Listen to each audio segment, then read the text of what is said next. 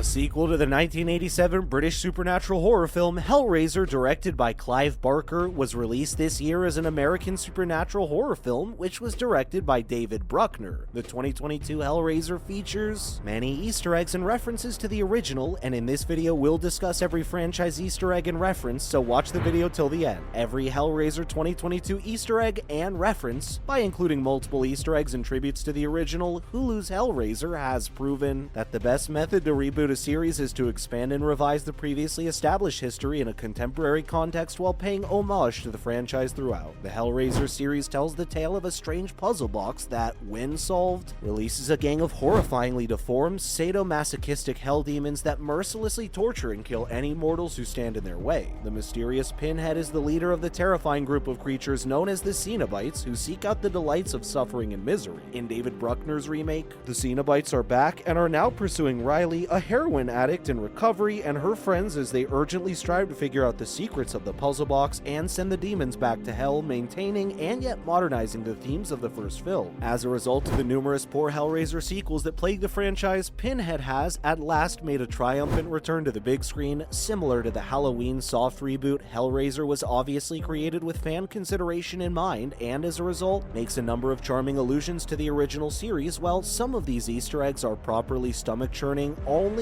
ardent fans are likely to detect others since they are so many inconspicuous. The success of Hulu's Hellraiser, which had the endorsement of the original Pinhead, Doug Bradley, is likely due to this level of detail and respect for the source material. Now, we will discuss all the Easter eggs and references to the Hellraiser franchise, and we can find in Hellraiser 2022. First is the same words, different Pinhead. Many were enthralled by Jamie Clayton's brilliant performance as the new female Pinhead in Hellraiser when she said the famed phrase, "We have such sights to show you." The dialogue was initially uttered by Bradley's Pinhead in the first Hellraiser during his altercation with Christy, the protagonist. The character Angelique repeats this phrase in Hellraiser 4 Bloodlines. Following this, Doug Bradley's Pinhead says that Cenobites are explorers in the deeper areas of experience. Jamie Clayton then says the same thing in Hellraiser 22 when Pinhead is speaking with Riley on the bridge. Another famous line from the original, "No tears please, it's a waste of excellent suffering," is repeated in the reboot as "Save your breath for screaming."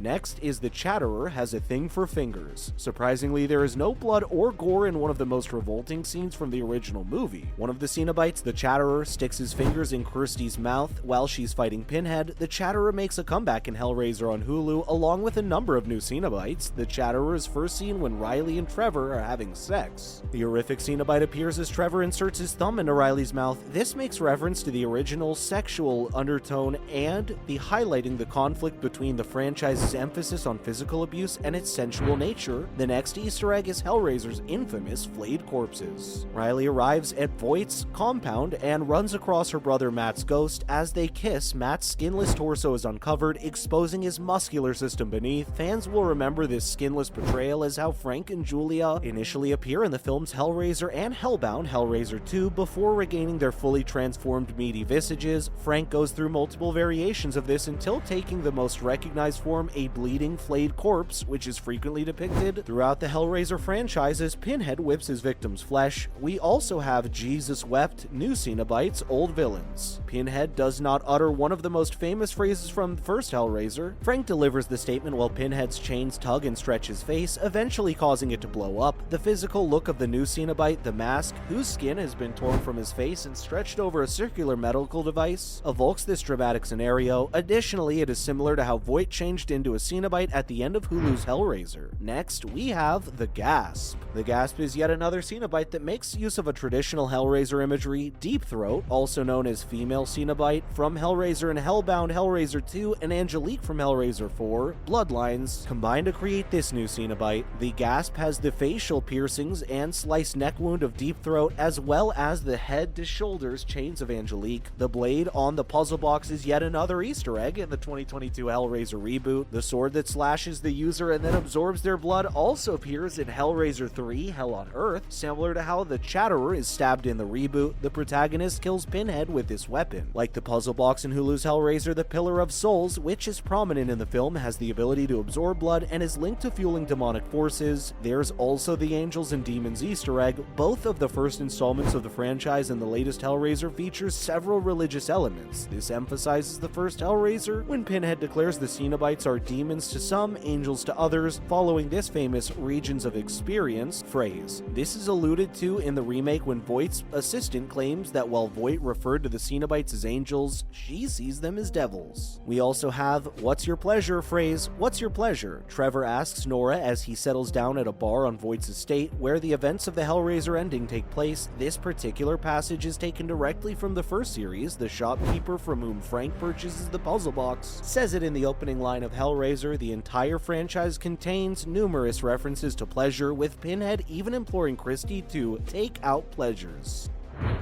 Now we talk about Hellraiser's multiple Joeys. The Cenobites are possibly the most obvious recurrent characters, but Hellraiser 2022 makes reference to the other historical people. For instance, Joey is the name of the man who is deceived into solving the puzzle at the beginning of Hulu's Hellraiser. In Hellraiser 3 Hell on Earth, the main character is also referred to as Joey. Now the Pinhead's head pins, the sequence where Pinhead pulls out of their own head, is also replicated from Hellraiser 3 Hell on Earth. This action is carried out by both Bradley's and Clayton's pinheads. However, they use the yank pins from somewhat differently. In Hellraiser 2022, Jamie Clayton's pinhead sticks the pins into a victim's throat, while Bradley's pinhead pierces his hands to imitate the stigmata. Next is Doorways to Hell. Several seemingly random doors to hell pop up during the Hellraiser reboot. They remain the same throughout the entire franchise. A doorway that opens in the hospital scene specifically comes to mind. The doorway that opens in Kirsty's hospital room in Hellbound Hellraiser 2. David Bruckner makes excellent use of comparable set ideas that include the blue lighting and light strips that signal the entrance of the Cenobites. Visions of Hell is another. The design of Hell in 2022's Hellraisers is remarkably similar to the original franchise, most especially Hellbound Hellraiser 2. You can see a realm that is obviously modeled after M.C. Escher's paintings when the stairway in the street is opened, allowing the Chatterer to ascend to Earth. Throughout the first franchise, Escher was referenced as a source of inspiration. The labyrinthine stone passageways overlooked by Leviathan, which resembles the puzzle box's Leviathan configuration in both the original and reboots, are one reference, and a large portion of the Hells shown that are based on Eschner's works. Hellraiser's musical themes is yet another one. The Hellraiser 2022 makes extensive use of the timeless music composed by Christopher Young for the first Hellraiser. Even more than keeping the set design, this has the effect of bringing the entire franchise together. The primary themes are repeated frequently, but what's the most intriguing is that the theme created for Dr. Channard's metamorphosis in Hellbound Hellraiser 2 is completely incorporated into the current movie's music during Voight's transformation scene. Another is the anti-Cenobite mechanisms, a shield of geometric patterns and symbols that resembles a puzzle box surrounding Voight's property and appears to bar the Cenobites from entering. This security setup is based on the light box from Hellraiser 4 Bloodlines, which was erected into a space station the scale of Roland Voight's expansive country estate. In Hulu's Hellraiser, the film's light box was used to exterminate the Cenobites. Finally, we discuss sexuality in Hellraiser. The prevalence of passion and sexuality is one of the original Hellraiser franchise's most recurrent motifs. Though the themes of 1980s king culture, the idea of pleasure and agony is explored, with the exception of the first sequence, which is notably forthright about the connection with sexuality. Hulu's Hellraiser is less overt about this issue, particularly mentioning Frank's sensuous handling of the puzzle box in the original. David Bruckner included the same subtext to the remake. Bruckner is unmistakably injected his Hellraiser with numerous nods to the original series, showing a level of care and fan concern that surely contributed to the success of the reboot. It can confidently be said that lots of consideration was put into the latest Hellraiser. The Easter eggs will certainly install a nostalgic feeling in fans. What other shows do you want us to talk about? Inform us in the comments section. Please like and subscribe, and thank you so much for watching. We'll see you in the next one.